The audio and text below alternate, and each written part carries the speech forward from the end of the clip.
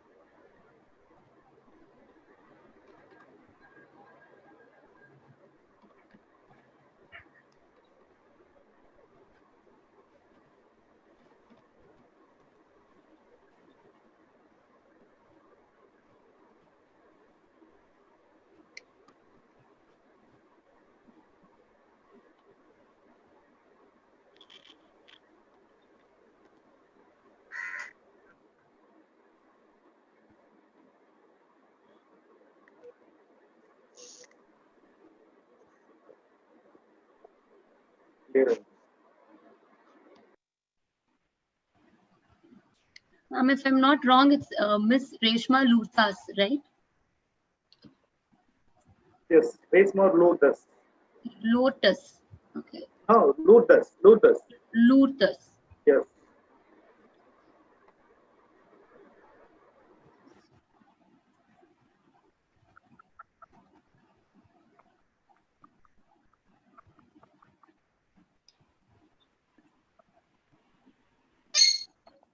Dr. Evangeline, ma'am, good evening. Welcome you, ma'am. Good evening, very good evening to one and all gathered there. Very good evening. Good evening, ma'am. Good evening, sir. Good evening, sister. Good Sister evening. Catherine, good evening. Good evening. Good evening, madam. Evangeline. Thank you. Good evening. Welcome you. Thanks a lot. My pleasure. Welcome, ma'am. Good evening. Good evening, ma'am. Good evening, sister. Ma'am, please one more number, ma'am. Yes, yes. It is Dawn Whitehead. Okay. Dawn Whitehead. Okay.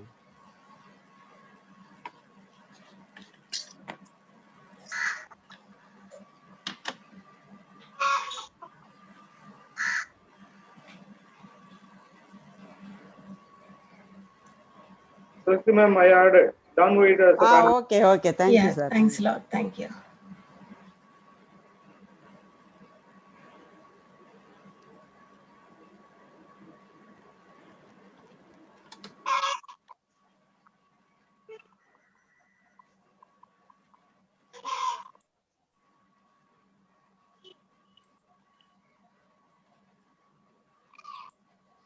Ma'am, please check the screen share, ma'am. Evangeline, ma'am. Yeah, yes.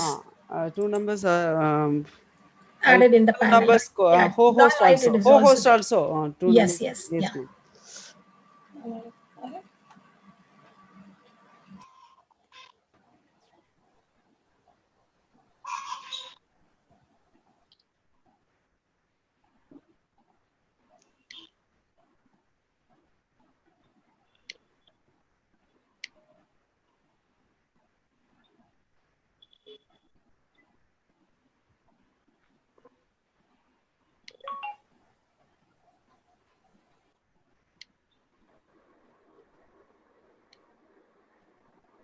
Visible? Is it visible, ma'am? Hello? No, ma'am. Oh. Not visible. For audience, it is visible. No, do you see the screen? Do you see my screen? Yes. Yeah, Yes. okay, Yes. okay, fine, fine, No, fine. no, okay, ma'am. No, okay. Okay, fine.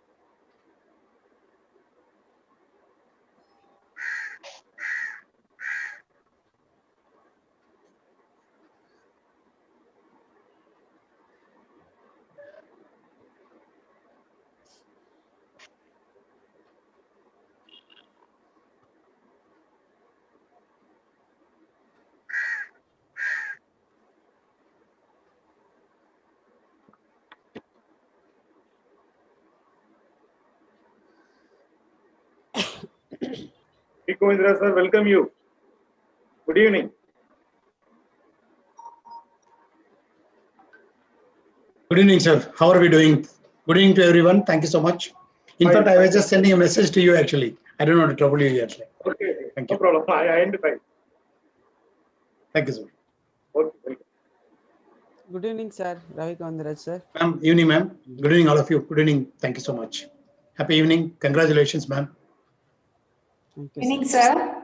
Good Ma'am, evening, evening. sir. Evening, ma'am. How are we doing? Fine, sir. Thank you. Thank you, ma'am. Congrats, ma'am. Have a great session. Yes, yes. Thanks. Thank you.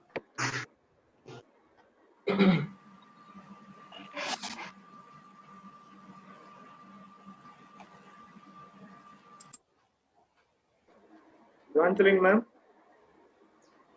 Yes, sir. Yes, Adjust sir. your video, ma'am. Adjust your video. Yeah, sure, sure. Is it Okay, okay now now? okay. Fine. Okay, ma'am. Okay. Okay, thank you. Okay.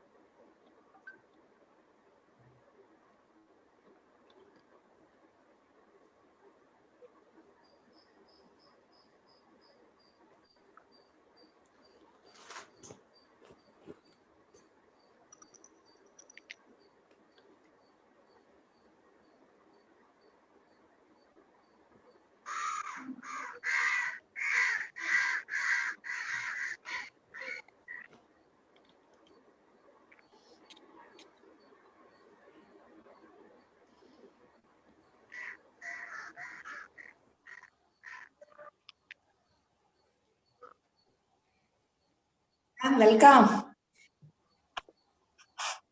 Tahira, ma'am. Welcome, welcome. All the best. Thank you so much, sister.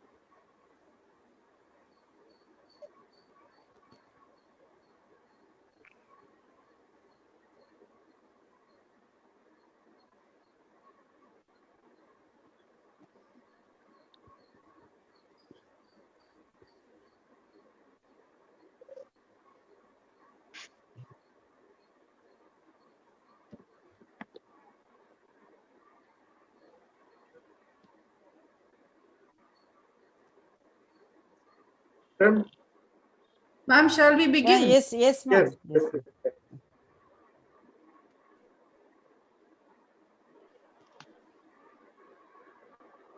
Yes, Rupa, you can go ahead. Thank you so much. Adjust your video, Rupa. Your head is getting cut off. Yeah.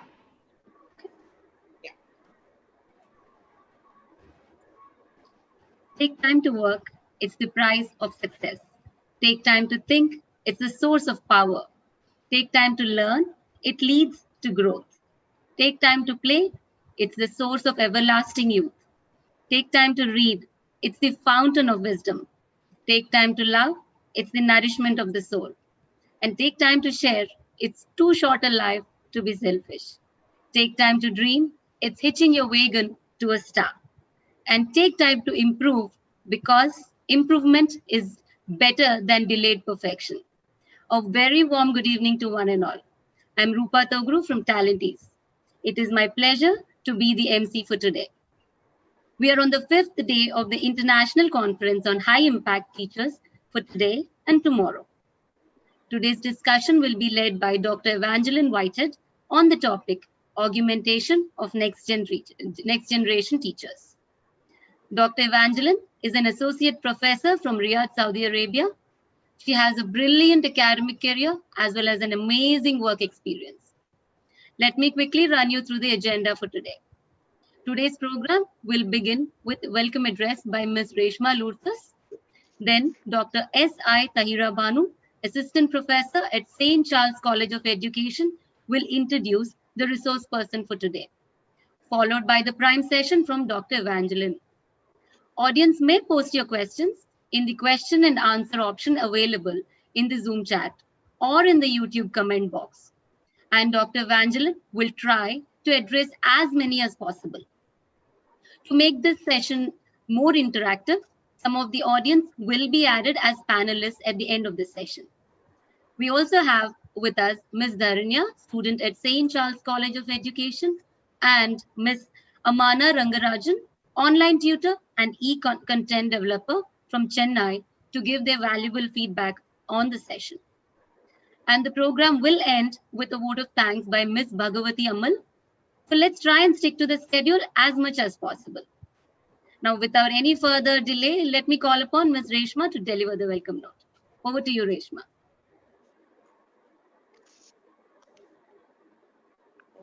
God has made. We will rejoice and be glad in it. Psalm 118:24. I thank God Almighty who has given us this wonderful evening. We all have different inspirations, but one goal, a better world. I indeed feel very happy to deliver the welcome address on a 7-day online international conference on behalf of the Tamil Nadu Teachers Education University, St. Charles College of Education, Madurai, and Talentis, USA. I deem it as my privilege to welcome you on the 5th day of our conference. It's my pleasure to honor the beautiful audience who are participating in international conference by online platform from all over the world. To be inspired is great, but to be an inspiration is an honor. I cheerfully welcome our resource person, Dr. Evangeline Whitehead, Associate Professor, Department of English Language, Prince Nora bint Abdul Rahman University, Riyadh, Saudi Arabia. We are very proud to have you amongst us a resource person for today's session, and your presence delights us. A warm and cordial welcome to you, ma'am. Leaders are made. They are not born. They are made by our effort, which is the price which all of us must pay to achieve any goal that is worthwhile. I heartily welcome our Chief Patron, Honorable Professor N. Panchanadam, Vice Chancellor TNTU Chennai. A gracious welcome to you, sir. If your action inspires others to dream more, learn more, do more, and become more, you are a leader.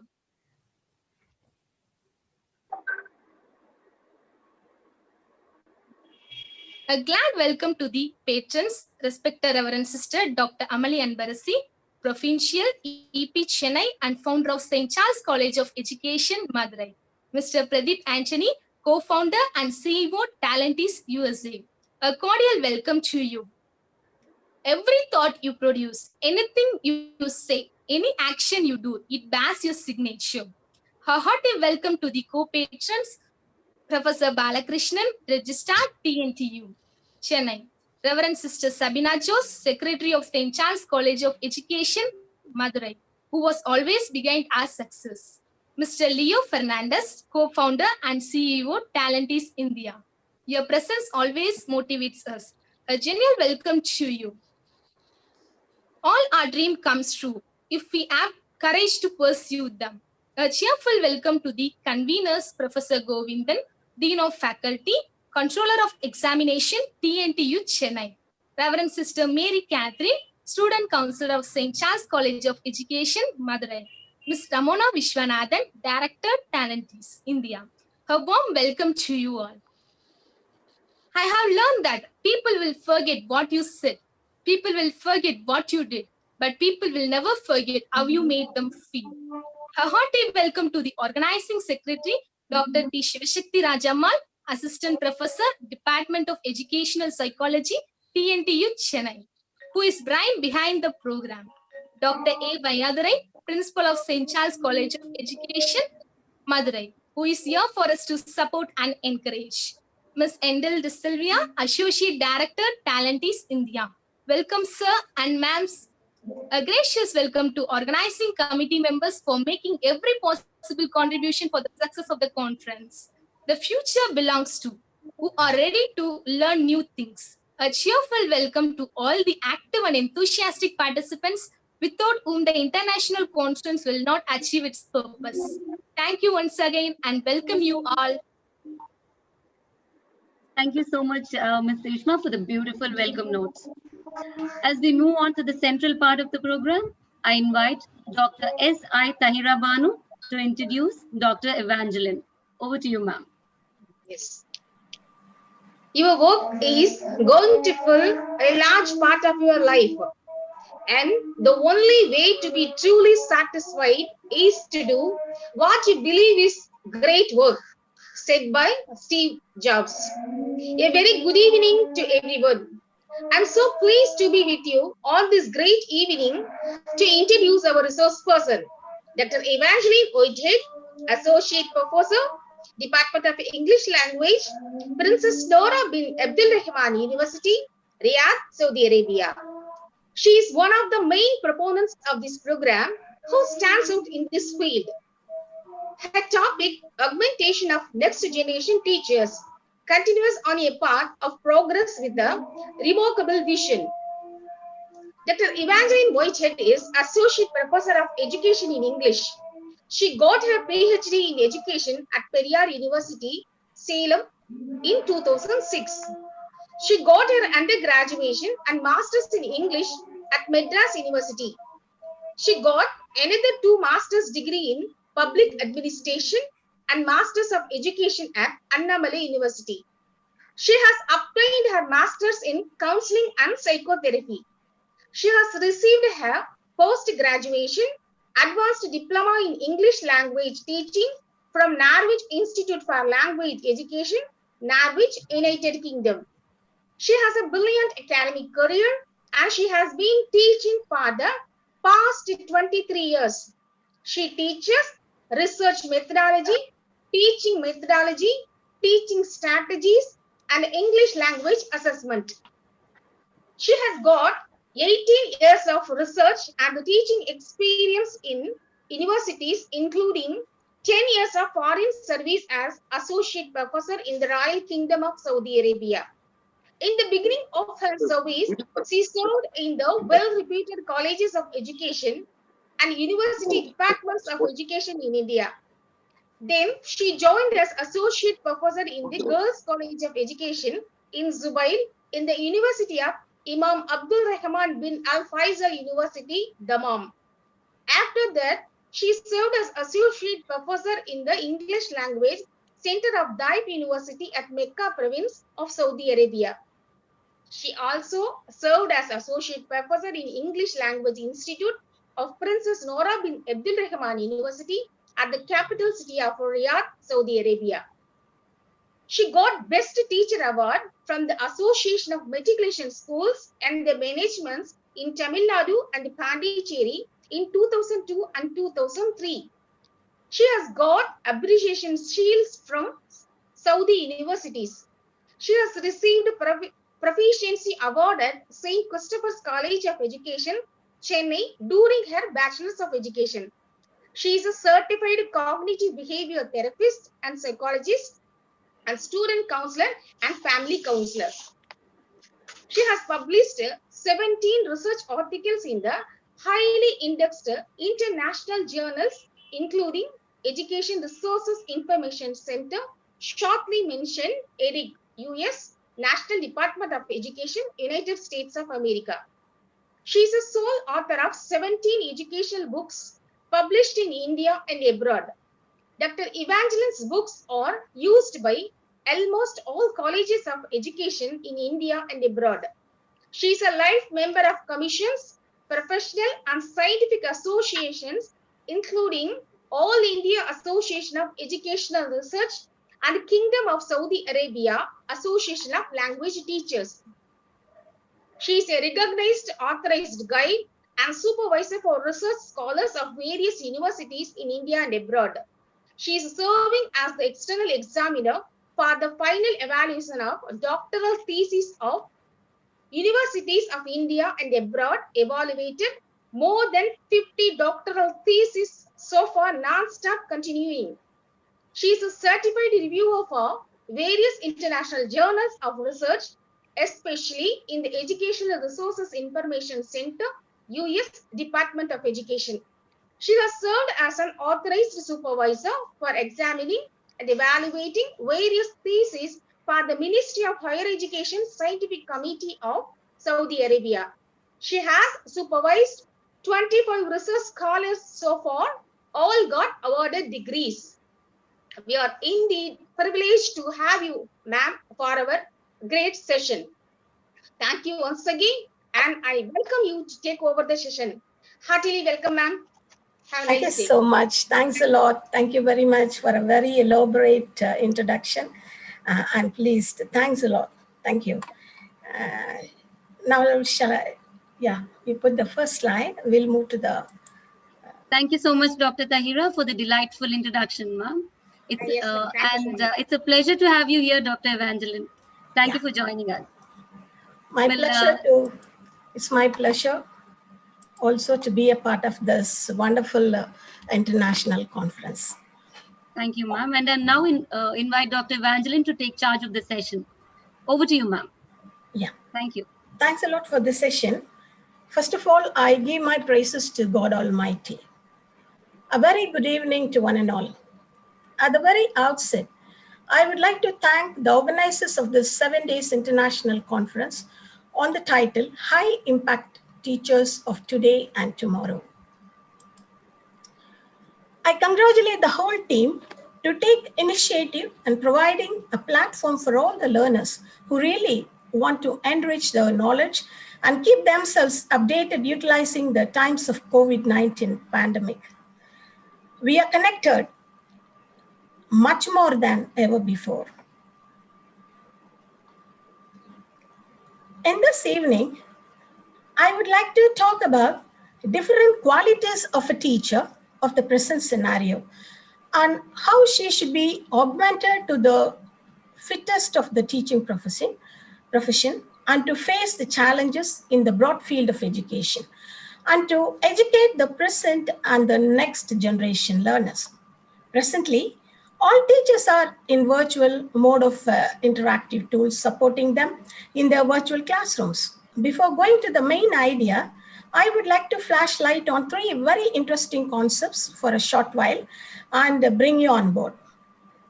Now I'm really would like to share a few minutes with explaining the 3 major reality materials or tools which are mostly used in the classrooms. The mixed reality, number 1, virtual reality, number 2, and augmented reality, number 3, which takes the place in the virtual classrooms of schools and colleges. Mixed reality. It is a blend of physical and digital worlds, unlocking the links between human, computer, and environment interaction. This new reality is based on advancements in computer vision, graphical processing power, display technology, and input systems. Okay, now graphics. Graphics means we'll really think about director Shankar's movies, but now we use graphics in our classrooms. Virtual images or designs on some surface, such as wall, canvas, screen, paper, or a stone to illustrate these materials. So the illustrations and diagrams provide a realistic outline to the text. The science, the health, and engineering fields frequently use these types of graphics to explain or clarify a complex topic. I have made a few graphic slides and used it here in this PPT. The types of graphics are paint programs, presentation graphics software to make flowcharts and pie charts, and animation software, and the engineers are using CAD software, and the beautiful technology of desktop publishing provides full set of word processing features. You can use Studio or Overleaf software for using your desktop publications. Okay. As I talk about graphics, it would be helpful if I mention very few simple graphics tools available in the techno market where teachers can select the best one for making the graphics images or videos. The tools are Blender software, Paint tool, it is in the Microsoft, Dia, Canva, which is very important one, and Graphic Designer, DrawPad, Draw.io, Photoshop, Fixer, Inkscape, GIMP, Krista, and so on. Okay. I would like to say something about immersive technology. What is immersive technology? Immersive technology is otherwise called spherical technology, which is an integration of virtual content with the physical environment in a way that allows the viewer to engage naturally with the blended reality. Immersive technology refers to technology that attempts to emulate a physical world through the means of a digital or simulated world by creating a surrounding sensory feeling, thereby creating a sense of immersion. This immersive technology makes a revolutionary impact on education. Technology presents a wonderful opportunity to reshape 21st century education because it's popular with students and teachers. Immersive technology includes virtual reality, augmented reality, mixed reality, holography is a very interesting field, and telepresence, and so on. All these 5 concepts of immersive technology are very, very interesting tools we can use effectively for our teaching learning process that fits to all disciplines to share knowledge to the students or to the learners. Okay, now I would like to show you a virtual video, a small 2 minutes video. Let's glide on a glider, and this glider belongs to Air Force Academy, glider flight 360. Let's glide safely, okay, and then land onto a concept augmentation. Come, let's fly now. Please use your headsets for more sound clarity.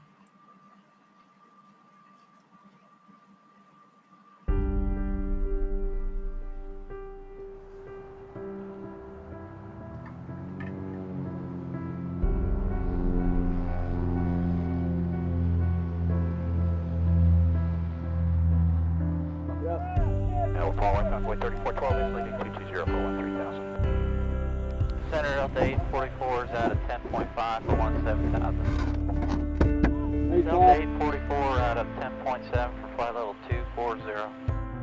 1272 switching, good day, envoy 3412. 2077, Redwood 885. I will take the visual to runway 35, Gulfstream visual taking off.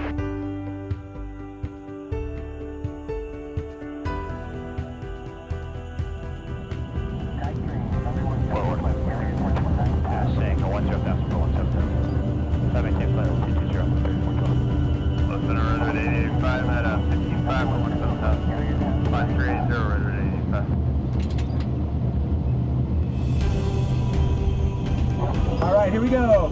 Crank it. Woohoo!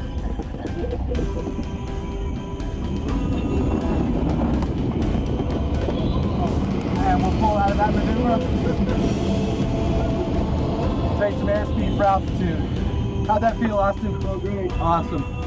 All right, next we're going to do that loop, okay? We'll get facing west here. Pitch down to 105 knots. Pull the 4G. Bring it up, bring it up, bring it up, bring it up. And look up, 2 down, Austin.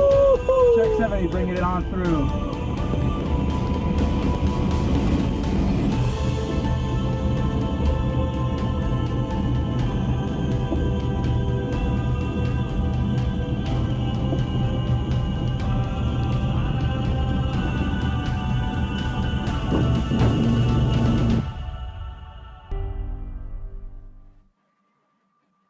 Yes, virtual reality VR is the use of computer technology to create a simulated environment.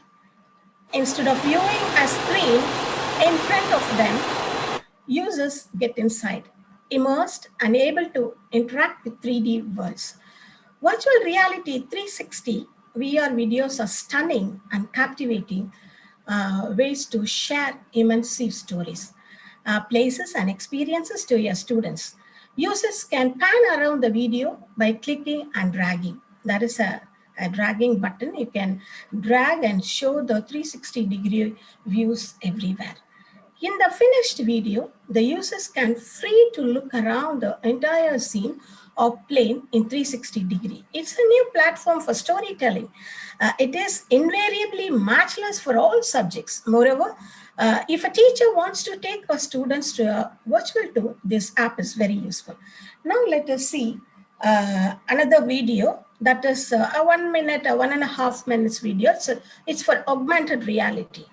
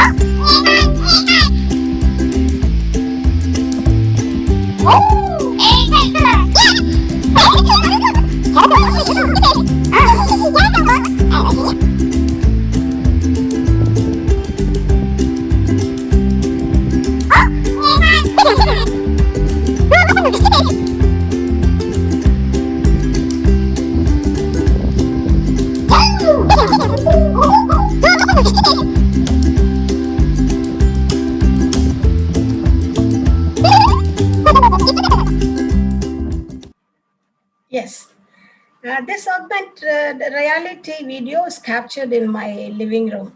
So I invited the dinosaur and some puppets in my hall. Okay, this augmented reality is an enhanced version of reality created by the use of technology to overlay digital information on an image of something being viewed through a device. That is, in a layer of reality, some digital information is augmented to give a special view. It's a beautiful blend of virtual and physical world. I used a Vector Air tool here for inviting this dinosaur, and the other one is in my mobile phone itself. It's another tool, it's an inbuilt tool.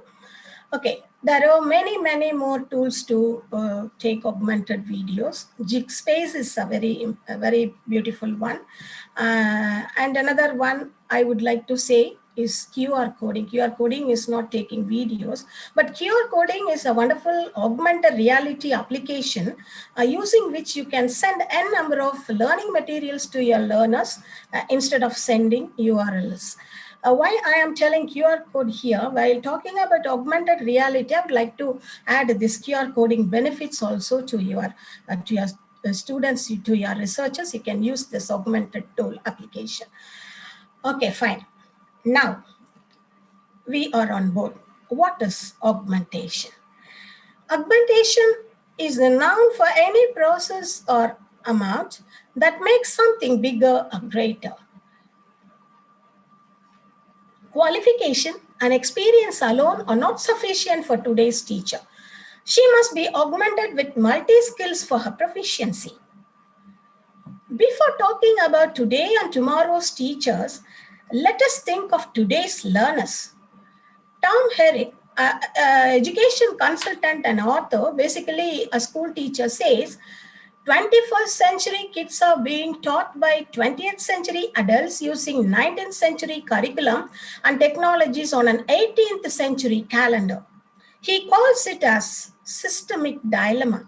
Of course, we all agree with that.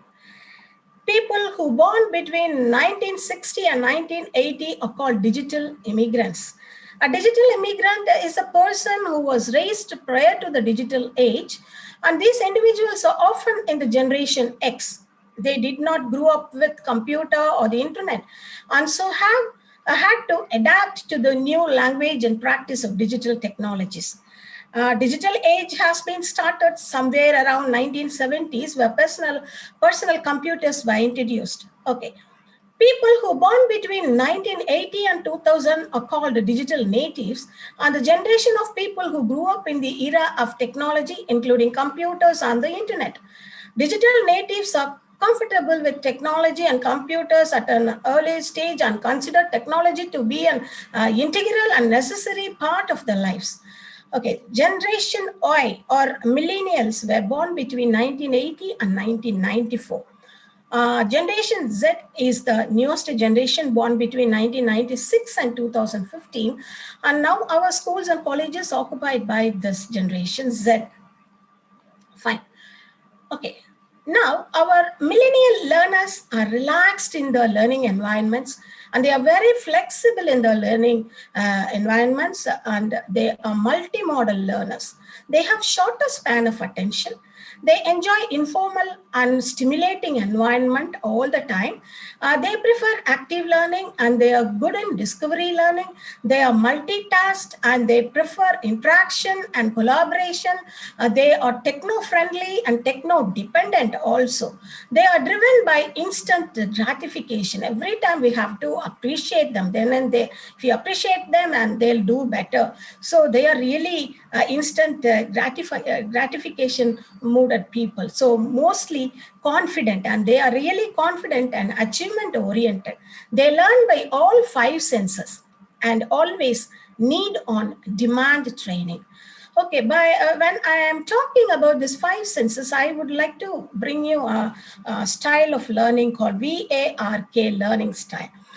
Research on thousands and thousands of classroom observations, Neil D. Fleming and Colin E. Mills came to the conclusion that students have 4 different learning styles like visual, auditory, reading, writing, and kinesthetic, and they call it with an acronym of VARK learning styles in the year 1992.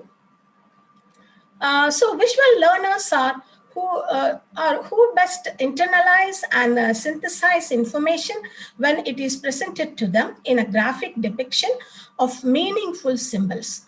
Auditory or oral learners are more successful when they are given the opportunity to hear information presented to them vocally. And students who work best in the reading writing have a strong learning preference for the writing world, written word. They prefer handouts and PowerPoint slide presentations as well as written assignments. And these kinesthetic learners are hands-on participatory learners who need to take a physically active role in the learning process in order to achieve their best educational outcomes. Students with these VARK learning styles are called multimodal learners. To teach these millennial students, the 21st century teacher should be augmented with multiple layers of skills. Importance of professional development. Education is a never-ending process. It doesn't stop after earning a degree, a master's degree or a PhD or so on. So through continuing education, career-minded individuals can constantly improve their skills and become more proficient at their jobs. Before discussing about the augmented skills of 21st century teacher, we shall view what National Education Policy 2020 says about education in general and professional growth of the teachers in particular. This policy is quite positive and pragmatic. The new policy replaces the previous National Education Policy 1986. Still we remember the word Operation Blackboard. And the policy 1986 was modified in the year 1992. Friends, now let us view a short video.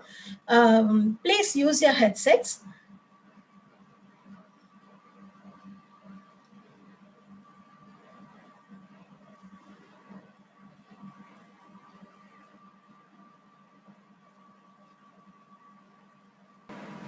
Hello friends, welcome to this video. This video highlights the core concepts of the most sensational new education policy of India 2020. I am Dr. Evangeline Whitehead, created and presenting this video. National Education Policy 2020 has been launched on 29th July 2020 with an aim to making India a global knowledge superpower. Information and Broadcasting Minister Prakash Javadekar and Honorable Education Minister Ramesh Pokhriyal have announced this National Education Policy 2020. The policy covers Part 1 School Education, Part 2 Higher Education and Part 3 Other Areas of Education to focus. Providing universal access to quality education is the key to India's continued ascent and leadership on the global stage. The pursuit of knowledge, Jnana, wisdom, Pragya, and truth, Satya, are always Indian philosophy and the highest human goal. Fundamental principles of the National Education Policy 2020. Recognizing, identifying, and fostering the unique capabilities of each student by sensitizing teachers as well as parents. Achieving foundational literacy and numeracy by all students by grade 3 and have multidisciplinary and holistic education. Emphasis on conceptual understanding rather than rote learning and to encourage creativity and critical thinking. Promoting multilingualism and the power of language in teaching and learning and have life skills like communication and teamwork. Focus on regular formative assessment for learning and extensive use of technology. Synergy in curriculum across all levels of education and have full equity and inclusion in education. Substantial investment in a strong, vibrant public education system as well as encouragement of community participation. Part 1 School Education. Image, courtesy, National Education Policy 2020. Restructuring school curriculum and pedagogy in a new 5+3+3+4 design. The foundational stage, 3 years in Anganwadi and 2 years in primary school in grades 1 to 2, both together covering ages 3 to 8. Preparatory stage covers grades 3 to 5, covering ages 8 to 11. Middle stage covers grades 6 to 8, covering ages 11 to 14. Secondary stage, grades 9 to 12 in 2 phases, that is 9 and 10 in the first and 11 and 12 in the second, covering ages 14 to 18. Over 85% of a child's cumulative brain development occurs prior to the age of 6. Children need flexible, multifaceted learning. Early childhood care and education. Early childhood care and education covers multi-level, play-based, activity-based, and inquiry-based learning comprising of alphabets, languages, numbers, counting, colors, shapes, indoor and outdoor play, puzzles and logical thinking, problem solving, drawing, painting, and other visual art, craft, drama, and puppetry, music, and movement. Introduction of coding to be taught from class 6 onwards. 360-degree holistic report card for students, e-content in regional language, and Divya, a friendly education software, will be introduced. Part 2 Higher Education. Quality higher education must aim to develop good, thoughtful, well-rounded and creative individuals. Disciplines include science, social sciences, arts, humanities, languages, as well as professional, technical, and vocational subjects. Replacing UGC and AICTE with the Higher Education Commission of India and open up Indian higher education to foreign countries. Reintroduction of the 4-year multidisciplinary bachelor's program with exit options and to offer different designs for master's programs. Light but tight regulation by a single regulator for higher education will be introduced. Part 3. Other key areas of focus. Professional education, agricultural education, adult education, and lifelong learning, promotion of Indian languages, arts and culture, use of technology, and integration and online and digital education, ensuring equitable use of technology. Importance of teacher education. By the year 2021, a new and comprehensive national curriculum framework for teacher education will be formulated by the NCTE in consultation with NCERT based on the principles of National Education Policy 2020. By 2030, the minimum qualification for teaching will be a 4-year integrated B.Ed with a range of content and pedagogy and a strong practicum training. The 2-year B.Ed programs will be intended only for those who have already obtained bachelor's degrees in other specialized subjects. 1-year B.Ed program will be offered only to those who have completed the equivalent of 4-year multidisciplinary bachelor's or master's degrees. Continuous Professional Development, shortly called CPD. Each teacher will be expected to participate in at least 50 hours of continuous professional development opportunities every year for their own professional development. Teachers doing outstanding work must be recognized and promoted and give salary raises. A common guiding set of National Professional Standards for Teachers, NPST, will be developed by 2022. There would be a performance appraisal for each stage that would be carried out on a periodic basis. Promotions and salary increases will not occur based on the length of the tenure or seniority, but only on the basis of such appraisals. National Higher Education Regularity Council (NHERC) will function as the common single point regulator for the higher education. Any policy's effectiveness and success depends on its implementation. I am sure our Indian government will make this policy a success. This video is created with an interest to create awareness about the national education policy, the sensational one of this year. Thank you for watching my video. Thank you once again.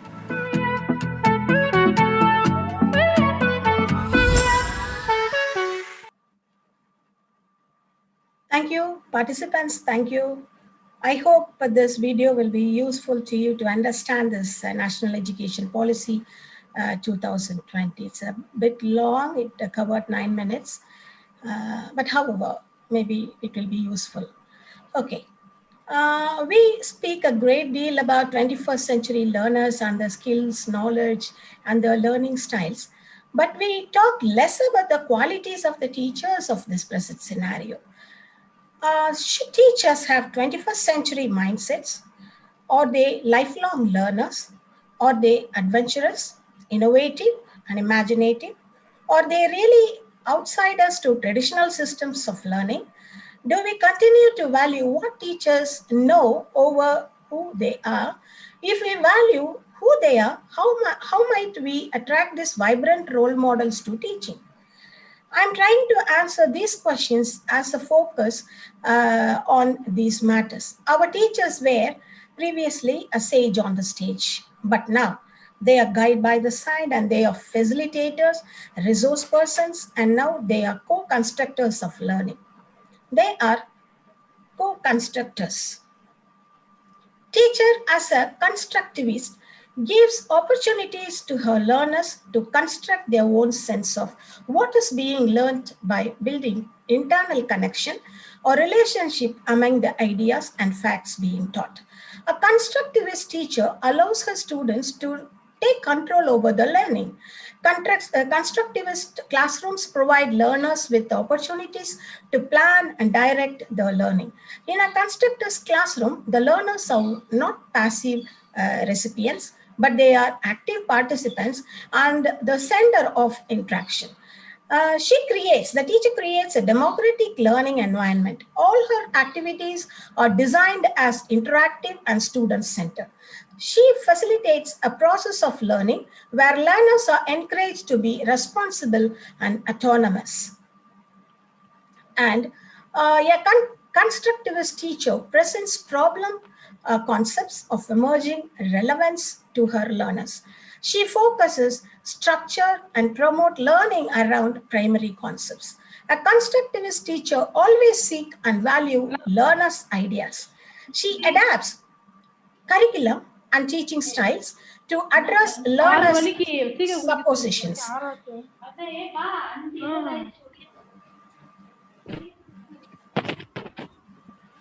Okay. She makes valuable and standardized assessments on her learners' learning and gets effective feedback. Now, she is another, another character is she is networked. She is a networked facilitator. A network facilitator fluidly moves between the physical and virtual networks to communicate, collaborate, and share ideas, data strategies, and information. She is learner-centered and knowledge-centered, supports development to technical and pedagogical content knowledge in context of the needs of the learner. She creates a congenial environment in her classrooms where creativity flourishes. She changes and challenges in creating a learning environment where her learners feel safe to share novel ideas. She promotes flipped and blended learning in her classrooms. And she promotes collaborative learning by sharing experiences in teaching and provides effective peer critique of pedagogy and assessment practices. If you see the graphical image, you could find the different talents of a networked facilitator. She is thorough in computer and mobile operations, expert in printing, copying, and photo sharing. She makes YouTube, podcast streaming, and this YouTube live streaming or recorded and everything. And skillful in all digital resources, good in social network, and so on. She uses learning management systems, and the list continues. She learned more new technologies. I suggest there is one tool called lynda.com for the teachers to learn more about these the using tools, the way of using tools in the classrooms. And she is a synchronous teacher and an asynchronous instructor. She has real-time instructions and interactions with the students online. She gets instant feedbacks, answers, acknowledgements, and questions from her learners. She is more connected, almost like face-to-face interactions. She establishes a sense of community, communication, and interpersonal participations. She uses audio tools, chat, broadcasting tools, interactive multimedia, phone, WhatsApp, podcast, slideshows, then teleconference, video conference, webcast, everything. And she is a good asynchronous teacher also. She creates platforms by allowing her students to learn in their own pace, sending effective materials to them. She uses Moodle platforms to educate her learners. She uses interactive teaching methods like, as I said, the collaborative sessions, gamification, case studies, role plays, video lectures, social media, and everything. And she uses Edpuzzle, a very interesting one, Padlet, Whiteboard, Fi, and Wakelet. All these things are very interesting tools for having an interaction in the classrooms. And she is a pulling teacher. That is, she pulls the students to her classrooms. This is a word called push and pull teaching models. We still talk about traditional method of teaching. As we all know, traditional methods of teaching, the pushing methods went off long back. I'm sure the present teachers are not pushy salespersons anymore. They are using pull dynamics in their physical and virtual classrooms as well. If we look back, Operation Blackboard scheme in 1986 introduced attractive learning aids to the school students. And again, that Sarva Siksha Abhinyan, you hope you remember all these words, in 2001 brought universal primary education, introduced active learning. And one time in 90s, I guess, ABL system, activity-based learning, and ALM, activity learning methods. Okay, these things were introduced. Do you remember all teachers were given dance practice one time? When I was a principal in a college in Tamil Nadu, the DUOs used to call all the teachers every Saturdays, and they gave dance practice to teachers, the language teachers and others teachers. Yes, the government is doing everything. So there is no point in talking about traditional method of teaching. How to engage school students in online teaching? You can use gamification tools. There are school teachers and young mothers burdened very much on developing reading habits to their children. I do remember in those days, I used to make a big fight with my cousins for comics books. I used to have more than 1,000 comics books. We were in real-time reading habits, but our parents never insisted us to read. But now, everything has changed to another dimension. To make your school children read, make short comics using in Pixton app. There are many apps, but I suggest this Pixton app. It's a very interesting app. You can make comics, short comic stories. Whatever you want to say to your students, you can make it in this Pixton. And there are n number of templates and characters available in it, and you can create your own comics and make your children read. There is always a pleasure in doing these things for our children, for our learners. Apart from making, use reading rockets is another tool. You can introduce this tool to your students to read. I'm talking about the school children. And reading eggs tool. It's also a wonderful tool for reading. And there are many more tools for all the skills in the school level. It's all in the hands of the teachers and their passion in teaching. Yes, digital teachers must be augmented with pulling methods of teaching. They empower the learners to identify what they need to learn and better understand what they learn. For school teachers, of course, I'm coming back for college people also. I would like to suggest 3 important platforms called Diksha platform. It is a national digital platform, offers engaging learning materials relevant to the prescribed school curriculum to the school teachers, students, and their parents. So worksheets and enjoyable classroom activities are provided there. This is Diksha, and another one is the National Repository of Open Educational Resources, shortly acronymed as NROER. It's a collaborative platform which brings together everyone who are interested in school and teaching education, teacher education. And another one is ePathshala.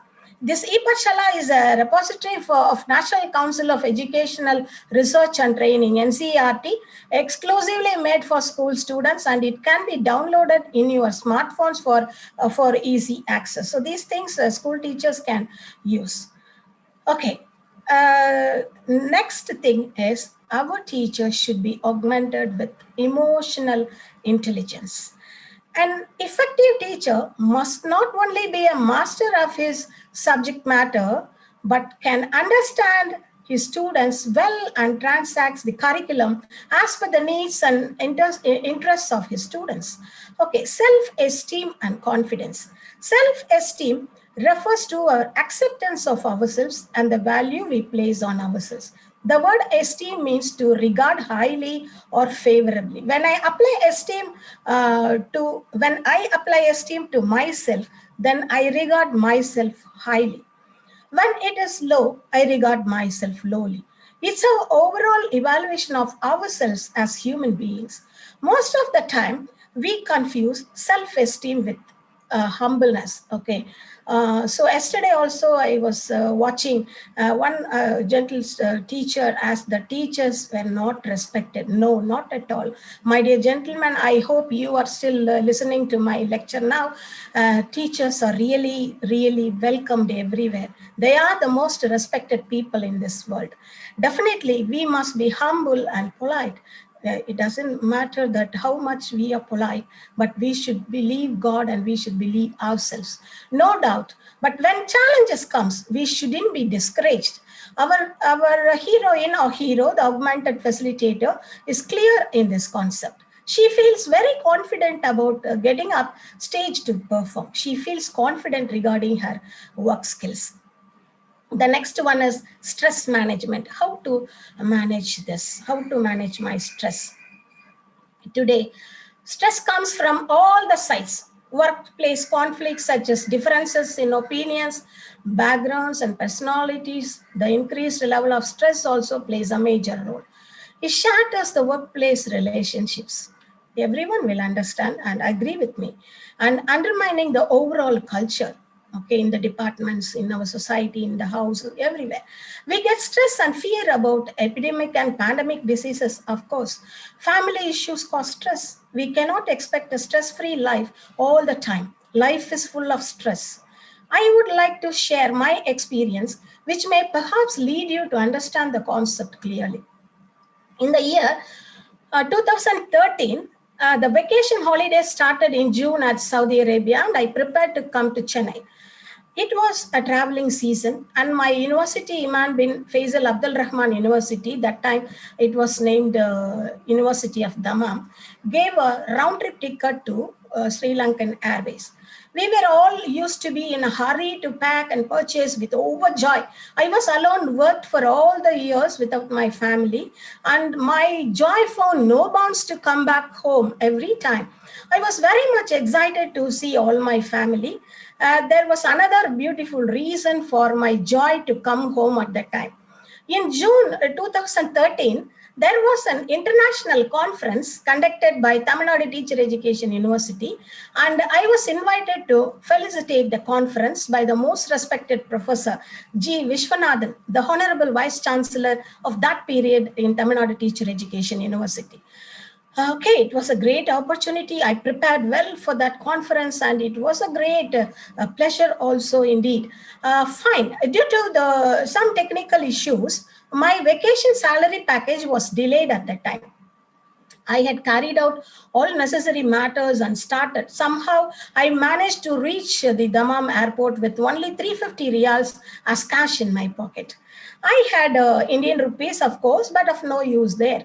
Okay, there was a terrible sandstorm on that day, and it was very challenging to reach the airport. From Jubail to Dammam, we should travel for at least 1.5 hours. So we managed to reach the airport. I was in a long queue to check in, and to my unpleasant surprise, my luggage exceeded to the permitted limit.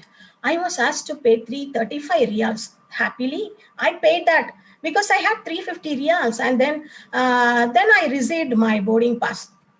After check-in, with relaxed mood, I had a good coffee for another 10 riyals, and I reached my final boarding gate with only 5 riyals. The flight was on time. I was on board at 10 p.m. and the takeoff was supposed to be at 10:20, 10:20 night. I called my family and I said I was on board and put my mobile off in flight mode, and I was waiting for a takeoff. Fine, 10:20 crossed, 10:30 crossed, 11 crossed, 11:30 crossed, 11:40 crossed, 12 o'clock crossed. There was no movement. Finally, at 12:30, we were announced for a takeoff. Okay, the flight took a reverse to go on the runway. The flight started to run fast on the runway, about to climb. Okay, it was on the runway very fast, about to climb up. There was a huge sound happened inside the craft, and the lights were put off. Flight reduced its speed and gradually stopped. And it was not a tabletop runway, thankfully. Somehow the pilot stopped the craft after taking a long runway. We were announced that the engine got fired due to heavy sandstorm. Okay, as the pilots managed to stop the craft, they prevented a great disaster. We were on the runway and very far from the airport. On fire engines were approaching the craft around, but we were not allowed to get down. Outside, there was a terrible sandstorm. We were all panicked, and there was a big hue and cry inside the craft. I was totally panicked and collapsed. It was so horrible to see the other fellow passengers. I called my son alone. I didn't call my parents. They were very aged and they were sleeping at the time. So I called my son alone and informed the situation with a lot of tears. Then I lost all my hopes of reaching and seeing my family. I started crying. I must really appreciate the Y and Z generation. With raised voice, my son controlled me, said, "Mom, stop crying. Be bold and face the situation. First, come out of your fear. Pray, pray, pray. Everything is under control. Pray. Presently, you are now saved. Now you are in the craft. The craft is okay now. So now at present, at this moment, you are safe. So pray and praise God for that. Just pray. Nothing was under my control, my dears. But my son scolded me to pray, and I started praying. He didn't say anything to anyone in the family, but he was restless and sleepless. He kept on calling me to know the situation. But after some time, my faith on God raised up, and with confidence, I started praying silently. The craft people tried a long time to correct the engine, keeping all of us inside. That was really stressful and fearful. I just prayed God that they shouldn't correct the engine. I prayed like that. Really, they shouldn't correct the engine and I shouldn't travel in the same flight. This was the thing I prayed at the time. I were in the same condition up to 3 o'clock morning, in the early morning, and they couldn't correct the engine. I was praying, sitting inside and praying, see this, they shouldn't succeed in their attempt. Of course, they didn't succeed. And at 6 o'clock, we were taken to hotels. And of course, I really enjoyed the hospitality of the Sri Lankan aircrafts. And that night, the next day night at 7 o'clock again, we started our travel in another flight, came from London especially. And this flight, the particular craft was still there in the airport. Then I reached the Colombo Bandaranaike airport, spent almost 10 hours there. And then I arrived, finally, the third day, I arrived at Anna International Airport, Chennai, on the third day with 5 reals. It was obvious. I had a great reception in the airport arranged by my son, and only music band was missing, of course. And then it was a really very great emotional moments. Yes, even in the any critical situation, we should be calm. Yes. And then I felicitated in the Tamil Nadu Teacher Education University Conference 2013. June 21st to 23rd, and it was a grand success. As usual, you people always rock. And I'll show you the sandstorm. It's only a 20 seconds or 30 seconds video. Please bear with me. And it is captured in my mobile. There were much more sandstorms. I just captured this.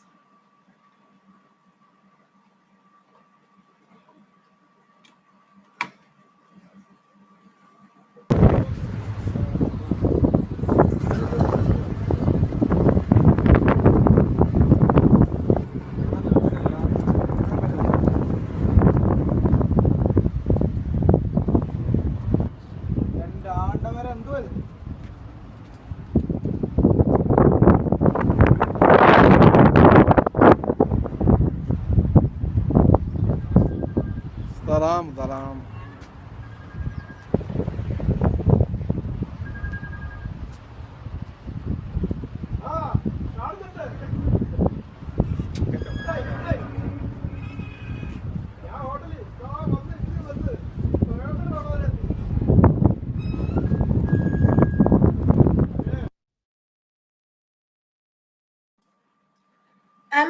Am I audible to you all? Are you following me?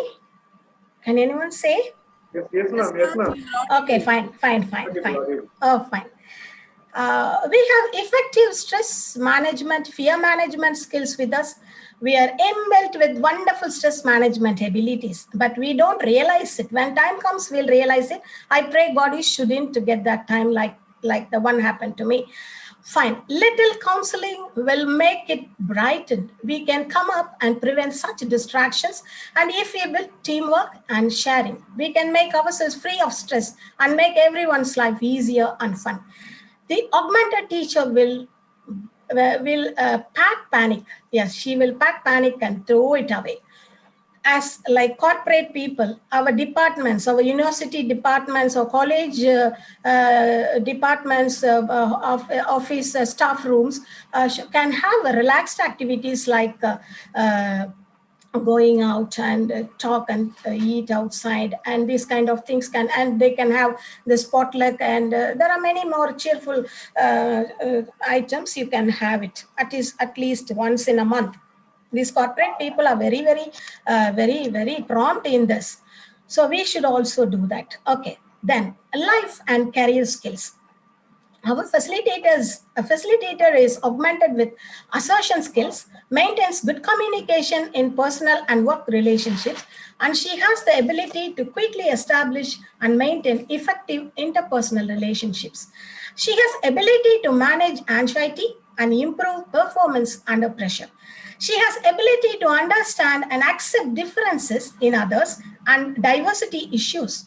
She has good decision-making skills, that she is capable of planning, formulating, and implementing effective problem-solving procedures and in stressful situations.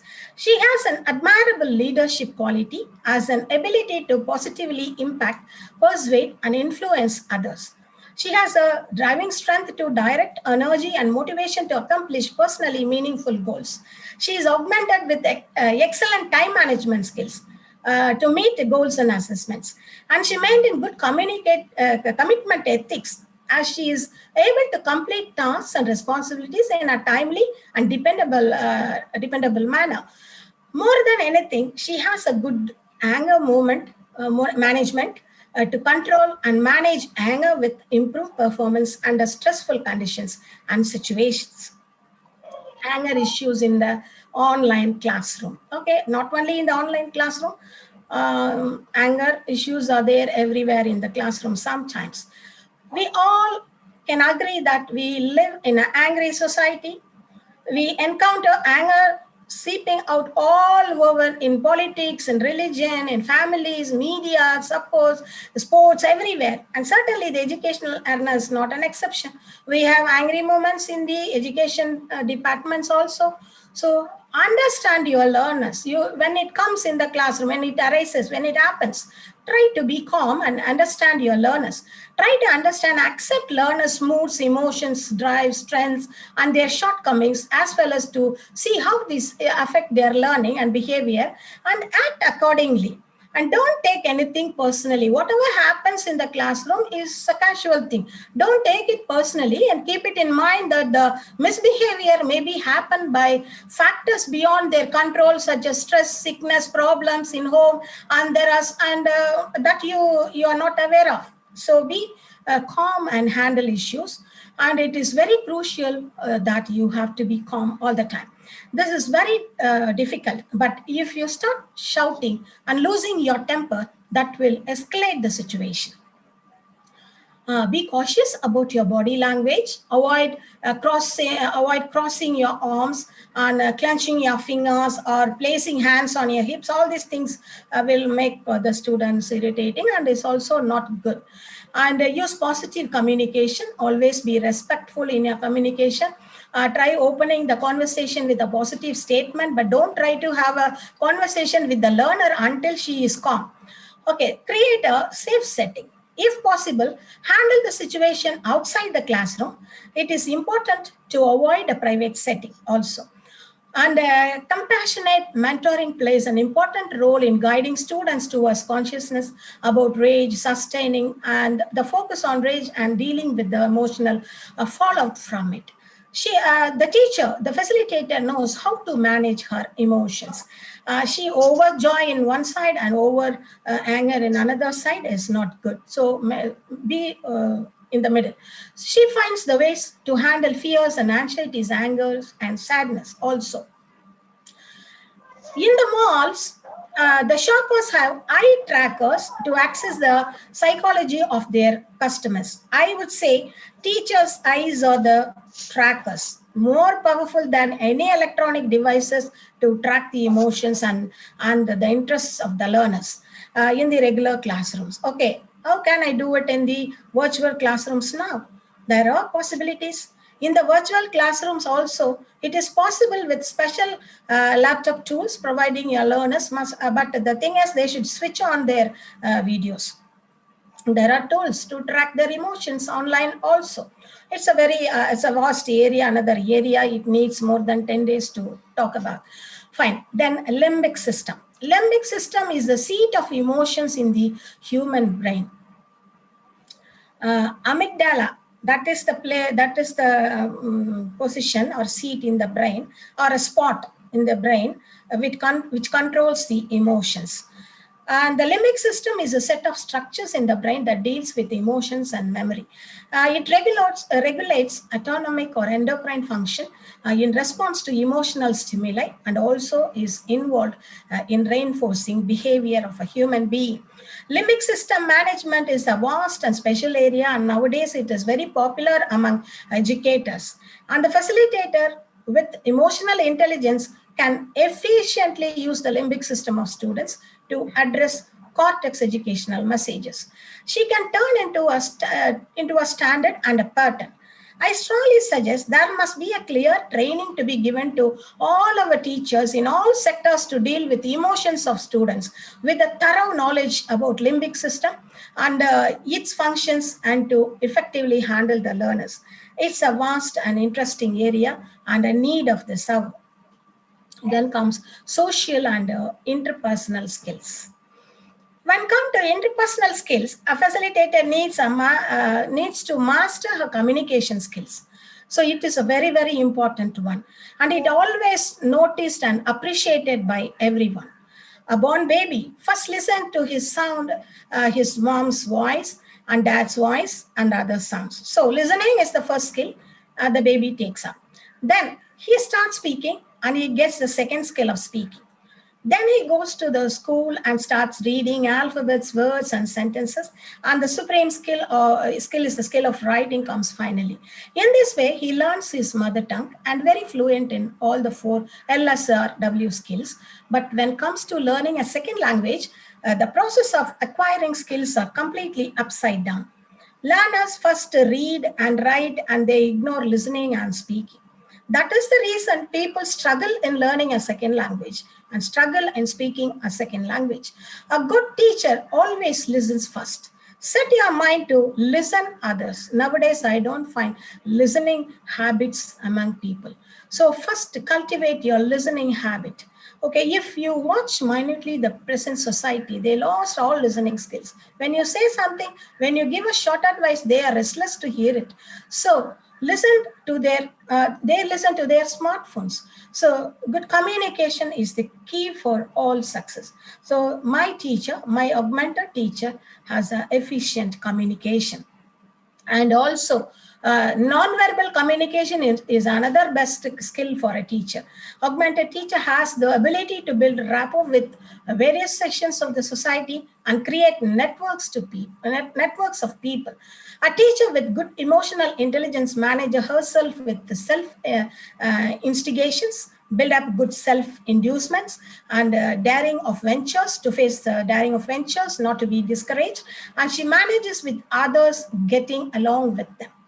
Also, she manages her career building up her own fame and reputation. The next comes counselor role, teacher in a counselor role. We still remember of school teachers, our school teachers and our college professors. When we talk about them in our gatherings, we made them so special. What made them so special? You still have a place in your heart for them. Only because they taught you well. Of course, they taught you well. but fondly you think of them for their supportive behavior on the empathetic ear that lent to you.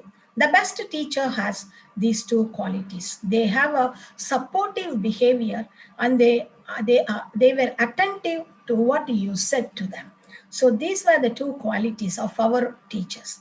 Learners spend their complete growing years in schools and colleges with their teachers, and their teachers have a significant role to play in shaping the personality of their students. We have a general opinion that counselors are needed for students with complicated issues. Special trained counselor recruitment is very common in Western countries, but teachers are the primary source of on-campus support of a student. Teachers, as a counselor, develops rapport with her students, and this is the first quality of an excellent teacher. She makes a student feel comfortable in her presence, at ease, and to make them talk, to come up with their own problems. And also she uses nonverbal communications. She listens to her students carefully and does not interpret the flow of thought. By paraphrasing, she provides clarity to her students' thoughts. Instead of providing ready-made solutions on the spot, she makes her student think about the ways to overcome the problem. Yeah, teachers with great counseling skills have a high level of integrity and trustworthy for her students to share their most troubling issues. She never shares it with anyone, or she never gossips in the departments. She has active listening skills, shows genuine interest in what a student is telling her. They have a good practice of self-control, show patience, and supportive body language responding to the student's cues. Non-judgment attitude. She views her student in an objective manner without any personal bias based on the academic records or personality. So non-judgmental attitude is a very important skill for a teacher. She understands the issue from the student's perspective, and she is very empathetic and exploratory. She also has the skills to develop the conversation to make the student come out completely to find a solution. And she maintains complete confidentiality. She makes her student understand that the information will remain confidential and not to be disclosed to anyone. However, if the issue is shared or harmful, then she should inform that matter to her management. She also recommends for cognitive behavior therapy wherever it is required. Then the final skill is research skills. Research augmentation is an important and inevitable aspect of a present teacher. The research fire should be there in the minds of all teachers who like career growth. Developing effective skills do not happen overnight. We have to put your hard work till the retirement and even after. Research is a group activity today. We have institutional rating and as a researcher, and we have individual rating as well. Your institution's rating increases with your individual rating. How many A+ papers you have, how many Scopus and Web of Science papers you have, how many citations you have, and what is your H index, what is your I-10 index, all these things, all decides your rating in research, which automatically reflects in your institutional rating also. Okay, so develop an inquiring mind. An inquiring mind is a key skill in the changing and challenging world. The teacher with an inquiring mind always goes beyond the subject matter and tries to look at the bigger picture. People with an inquiring mind are always on the lookout for new knowledge, interested in new developments, new ideas, insights, and perspective. As a teacher, it is important to engage with the thriving academic and scientific community as much as she can. Attend conferences, seminars, workshops for teachers wherever possible in order to develop expertise in your field. Academic writing. This is another issue.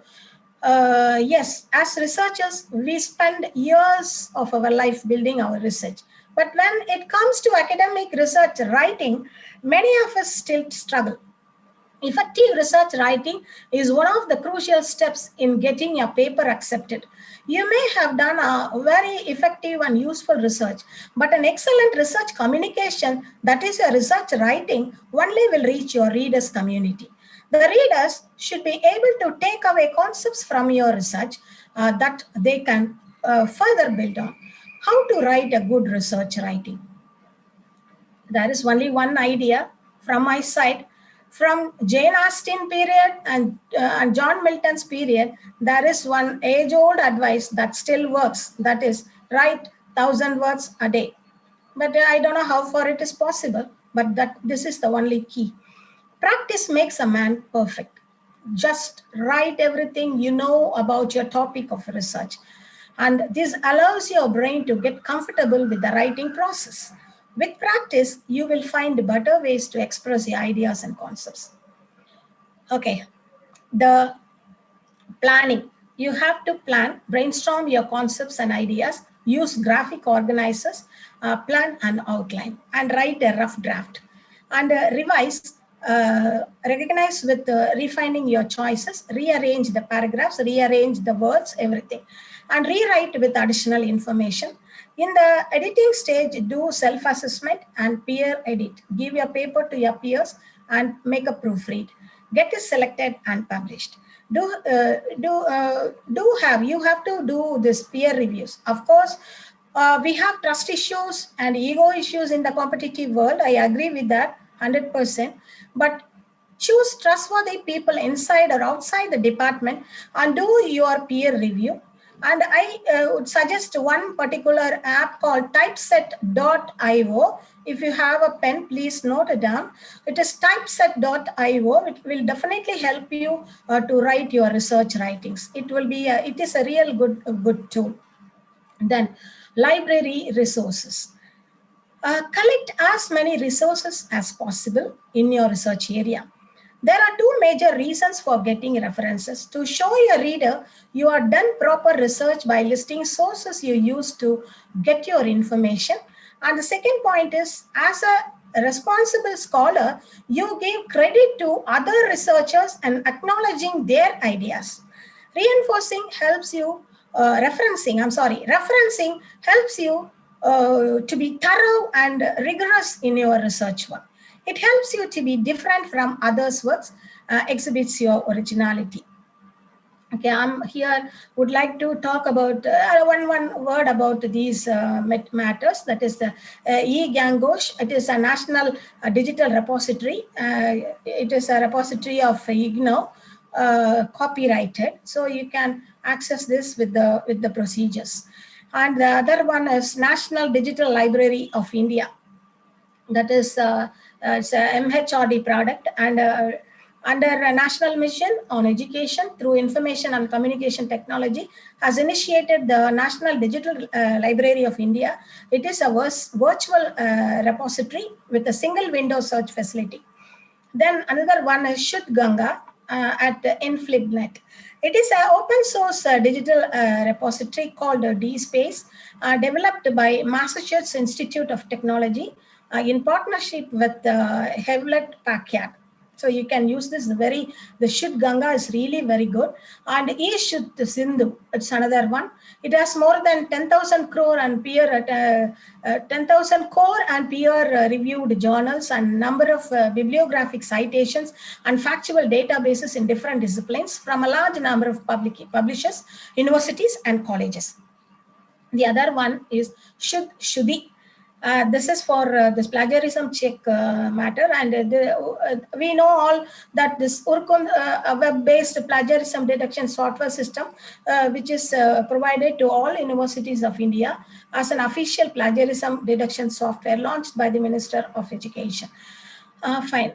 I have some scientific matters, citation databases. That is Google Scholar, Vidwan, ORCID, ResearchGate, Scopus, Web of Science, Pabloons, and so on. Keep referring Gray literature. It is another one. It's really a useful one. Gray literature, that is non-academic databases also. Gray literature is materials and research produced by the organizations outside of the traditional commercial or academic publishing and distribution channels. A common gray literature publication types includes reports, working papers, government documents, newspapers, and evaluations. You can use Mendeley desktop tool. It's a very, very effective tool, very useful tool for the researchers to download your materials. You can use effectively where you can access the web version of your digital library resources and many more. So you use this Mendeley desktop tool. It's very interesting and very, very useful one. Okay, finally, I would like to give a few tips for a high quality to publish in high quality journals. Throughout the world, recruitments are based on your research publications. So you have to be very strong in your research publication.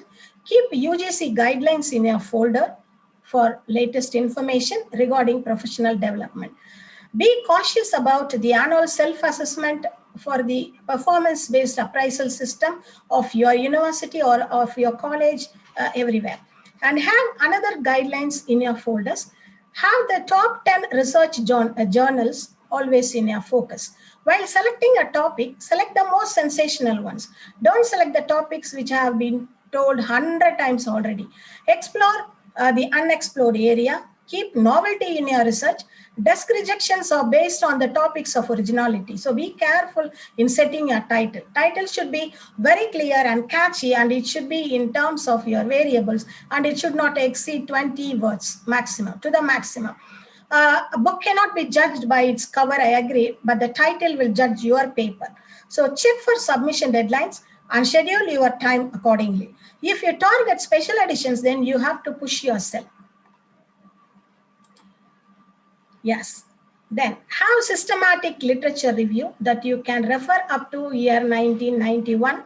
And that is systematic. If you make systematic review literature, then you can go up to 1991, or you have to be within 2016. Recent reviews shouldn't go beyond 2016. If it is really required, you can use 1 or 2 citations, but avoid jargons everywhere. A plan for a well-defined research strategy and methodology. Techniques are always appreciated by the reviewers. Be adaptive to new methods. Start with the methodology and data analysis section. Don't write your introduction first. Start with methodology and data analysis. That is my practice.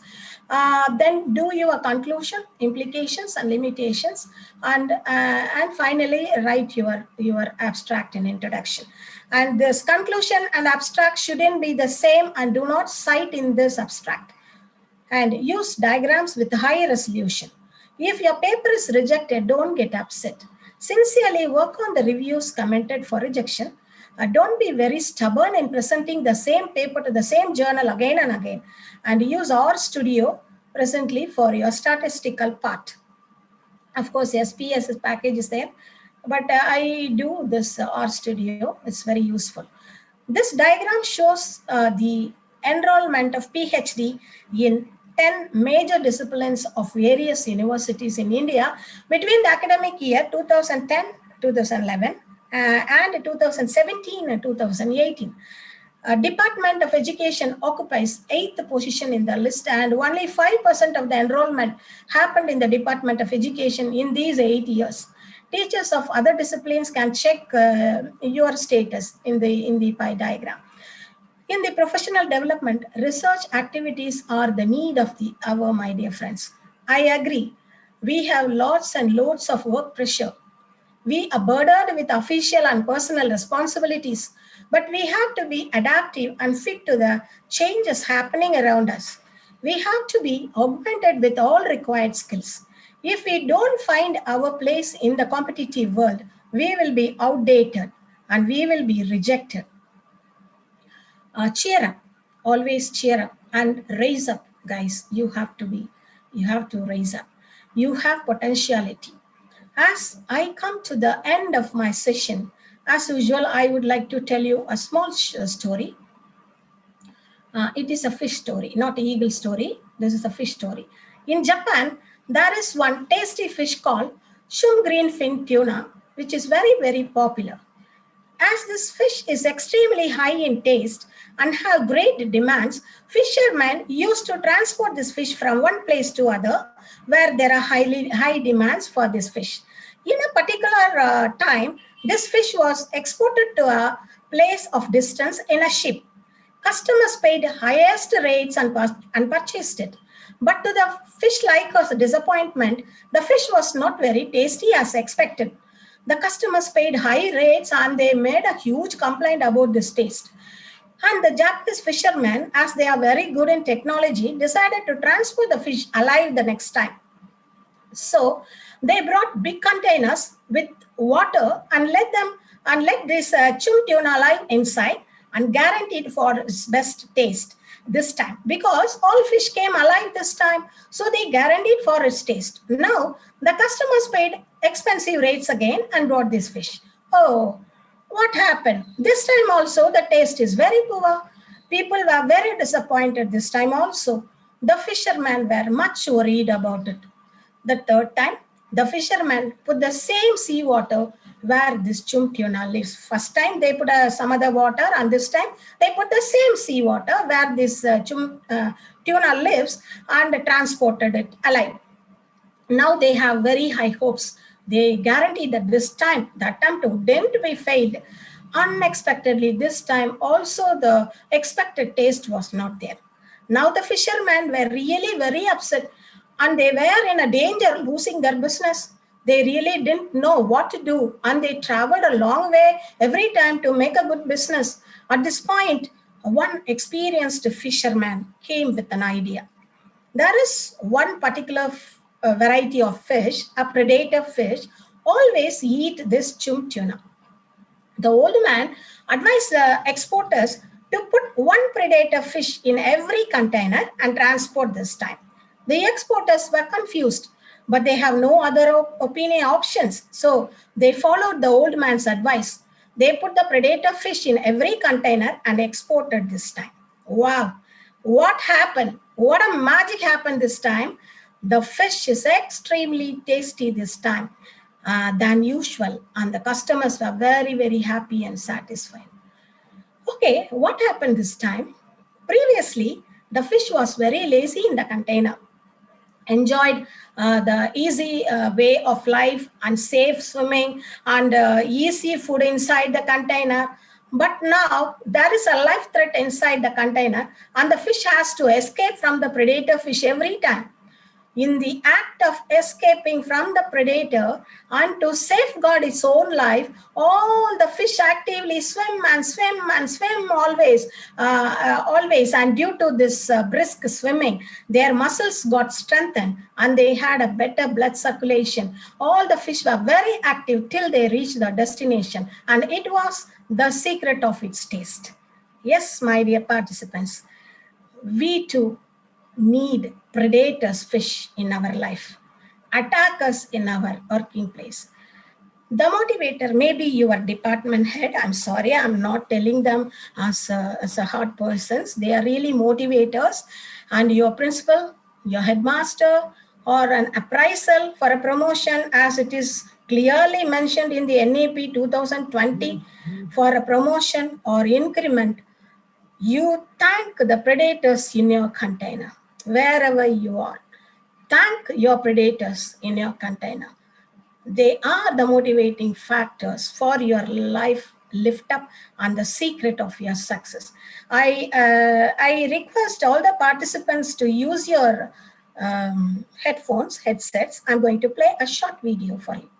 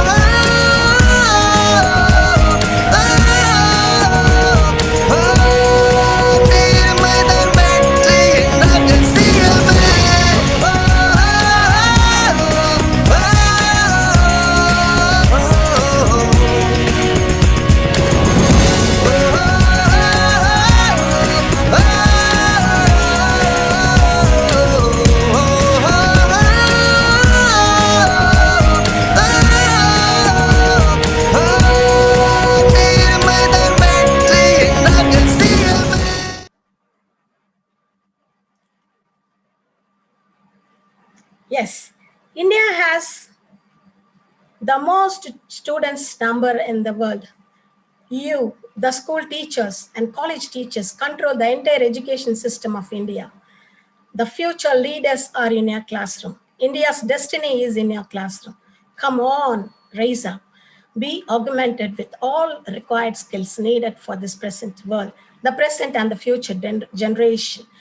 Don't take rest. This is not the time to take rest. Give your best. If you have faith in God, believe Him. Keep hopes in the heart and move forward and make bundle of success. Never ever give it up. Never ever give it up. Therefore, since we are surrounded by such a great cloud of weakness, let us throw off everything that hinders and let us run with endurance the race that is set before us. Therefore, since we are surrounded by such a great cloud of witnesses, let us throw off everything that hinders and let us run with endurance the race that is set before us. Thank you. Thank you for your patient listening. Thank you very much. I thank Tamil Nadu Teacher Education University, the respected Vice Chancellor, and my special thanks to Dr. Srishakti Rajamma for giving me this opportunity. Thank you, one and all. Thank you very much. Thank you so much, ma'am. The excellent lesson, ma'am. Thank you so much. Thank you very much. Thank you so much, Dr. Evangeline, for the profound talk about augmentation of next generation teaching. Thanks a lot. Thank you very much. In fact, ma'am, the areas that you've talked about are very deep. Maybe your world of experience is what made this session much more beneficial to each one of us. Thanks Thank a lot. you a lot. Thank you very much.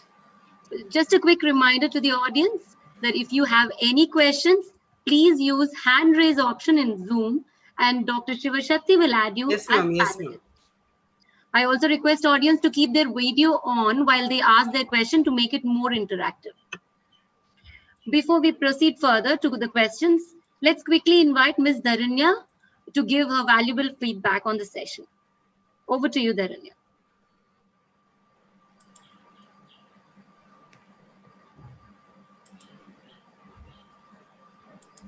Good evening to everyone. It gives me an immense pleasure to share my feedback on the topic, augmentation of next generation teachers. Good evening, ma'am. Thank you for your enormous speech. I inspired by your words. Thank you. The thing expressed is exemplary, ma'am. Teaching is a very noble profession that shapes the character, caliber, and future of an individual. If the people remember me as a good teacher, that will be the biggest honor for me, said Dr. APJ Abdul Kalam. Ma'am, through this session, we learned how to teach the students in the classroom by applying these innovative methodologies. We assure you, ma'am, we use the classroom time effectively and creatively by applying these methodologies and techniques in our teaching, as you have taught in this session. I appreciate. I highly appreciate. Thank you. We motivate the students to set their goal to succeed in their life, and we impart the essential skills for the future. Teaching is the one profession that creates all other professions. Future generation of the world is in the hands of teachers. Keeping that in mind, we work hard and for shaping the better future for the students. Through this session, we have to learn how to engage students, empower and motivate the future generation. Thank you, ma'am, for your valuable words. Thanks a lot. Thank you very much. It inspired and motivated us to be a good teacher. We build a good generation by applying these methodologies, and we enhance the performance of the students. Thank you, ma'am, for sharing your experience, expertise, and spending valuable time with us. We are very proud to have you as a part of our program as a well-wisher, ma'am. I thank our management for organizing this international conference. Once again, I thank you for giving me an opportunity to share my views. Thank you, everyone. Thank you very much. My special thanks to Dr. Ravi Govindaraj also. Right from the beginning, he is with us, and I really appreciate, sir, you spend all the time with us today, and I really highly appreciate it. Thank you. Thanks a lot for your presence here. Thank you very much. Maybe I'll take this momentum before any other participants, give their feedback. It's not the sandstorm over here in Gulf countries or across the globe. It's an informative storm, around us for the past about 90 to 120 minutes time. Thank you very much to you. Augmented teacher, how to become an augmented teacher when we talk about, wow, what a time this topic has come over here. I really thank the entire team, the people behind, and you being a trainer. Wow, the challenge. We don't consider our all these issues as a problem, and we have to convert this as an opportunity. We have to assume it in that way. The shark which is there in the fish bowl keeps the other fishes alive, which makes more tasty when they transport, when they do the activities. The shark, like the corona, it has become a shark for us. Yes. To make us more powerful, learning many technologies, all the aspects. Absolutely. So, absolutely. I hope I learned a lot from you and in the right way. One of the participants, in the question and answer zone, he has mentioned what is it a replacement of is it replace the role of a teacher by technology? Yes. The teacher has to be there in all the way. It is not that only the students have to learn. Even we who are teachers, trainers, coaches who are there in that field, teaching field, we are also supposed to be educated ourselves. Yesterday, one of the sessions, I attended a dream teacher session. There also, it is something like that. The current world, which is also teaching the parents, not only the students, like in the past. Now, good parenting session has been implemented in the across the globe. Similar way, these kind of a good teachers or good trainer session are also really appreciated and awesome session, madam. Thank you so much. Thank you so much. And thank you very much for a good opportunity to all of you, all the team over us behind the success. Madam Rupa, very well started, and the Dharanya, very nice. Starting from the beginning till the end, I forgot about myself. Thank you so much.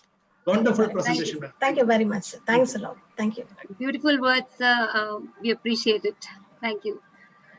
And thank you, Dharanya, for your valuable feedback. And let's call upon Ms. Amana to give her valuable feedback on the session. Hello, am I audible? Yes. Is everyone able to hear me? Yes. Yes. Thank you. Thank you for the confirmation, and thank you very much for this opportunity. Ma'am, your session was amazing, especially the example of a predator fish. It is really a positive motivation for all of us at this time. And thank you so much for letting us know about all the tools which are available. I am an online tutor and a content developer, and I have grown from using a very plain whiteboard to all the available facilities these days. And if I can do it, anyone can definitely do it. And when I first started out, I didn't know about anything. But slowly, I came to know about everything after learning and researching about all these topics, and to effectively present what I wanted to teach to students. And your session has reminded me of a very good home or a society scenario where a child, if he or she wants anything, will definitely get it. Because, for example, if a child goes home and says, "Mom, I'm hungry," and if the mother, even if she doesn't have anything at home, she will somehow be able to cook something and feed her child. The same way, if the child goes to her father and says, "I need something and I don't have the facilities," the father will definitely be able to help out in some way, whether it is some method he knows or somehow he'll be able to help out. Similarly, reaching out to siblings and friends, they will be able to help out in whatever way they can, and they will be able to help the child grow further as well. So in this way, we all have taken the first step in joining the series to share and learn whatever we know, and to learn from others as well. And this is the first step for us in our learning journey to make things better, even despite this harsh situation. And I thank Dr. Evangeline Whitehead for presenting this amazing topic in such an informative way, and the entire panel who has arranged for these talks and this webinar. Thank you very much, and the panelists and the participants who have stayed with us all this for the series. Thank you very much. Good evening and have a nice day. Thank you so much, Ms. Amana. That was a learned feedback. Well, moving on to, there are a few questions from the audience that have come in. So let's begin with them. So since Ravi sir already mentioned one of the questions and ma'am was able to understand that part, I would like to repeat. There are a lot of questions in the same line. So the first question that I want to express is, how can we teachers enhance positive attitude and thoughts among future trainees? So they would like to give training to the future trainees? Yes, ma'am. Okay. All these things are discussed in this paper, in this presentation. They have to first thorough about the subject knowledge on the objectives, what they are really focusing on, and also they should analyze the mentality of their students or learners. I nowadays stop saying teachers and students. We are all really facilitators and they are all learners. Okay, so they have, according to the mood, according to their knowledge of understanding, individually they have to teach. Thank you so much, Dr. Evangeline. The next question goes, how to fill the gap between teachers who are not tech savvy and students who are tech savvy? What is that? I don't understand. Okay. He is asking how to fill the gap between students who are actually more technically. Yes. Yeah, okay. And teachers who are not actually technically upfront. Okay, that I told you, we are all migrants, so we have to learn and adapt. It's all the passion and interest of the teacher. We didn't know about computer. We didn't read anything through mobile and all these things. And this generation teachers, the migrant teachers are like that. I'm a migrant. Okay, so we learn one by one what is needed for that particular classroom. The teachers should be equipped and knowledgeable to handle some tools. So this is everywhere. We cannot find a solution in 1 day or 1 hour. The teachers has to be developed. They have to be developed in their knowledge. Thank you, ma'am. And here goes the next question. How cost effective can AR be in schools? Basically in India, how can it be cost effective? How much can it be? Cost or caste? Cost. Price. How much, the question goes, how cost effective? Is it in India, when they talk about AR, how cost effective is it? For Indian schools, there are a lot of rural schools. AR means you say about augmented reality matters? Or Yes. Yeah. You have very simple tools and the teachers can use these tools for the classroom purpose. Very, very effectively they can do it. It is not cost effective. It's not cost effective. Oh. There are many number of very simple tools available. All right. Thank you so much, ma'am. Since, I just tools, want to repeat. I mean, many free tools are available. They can download it, but I don't say that they can manage their classrooms with their mobile phones. Definitely, they should have a laptop and they can download these free tools and they can do wonderful augmented reality. It's not cost effective. It's very, very simple, very free of cost. Thank you, ma'am. Since we are way past our schedule, so let's wrap up the today's session with the last question from any of the panelists, if they would like to.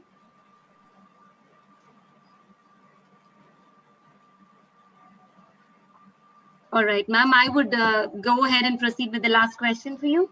Yes. It says, what are the limitations in usage of augmented reality or in classrooms, basically? How easy is it, convenient is it in classrooms?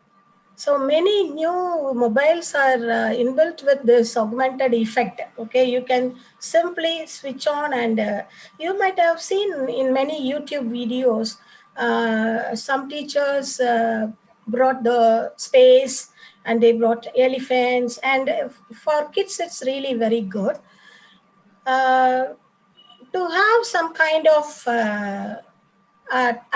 for using it as an interaction.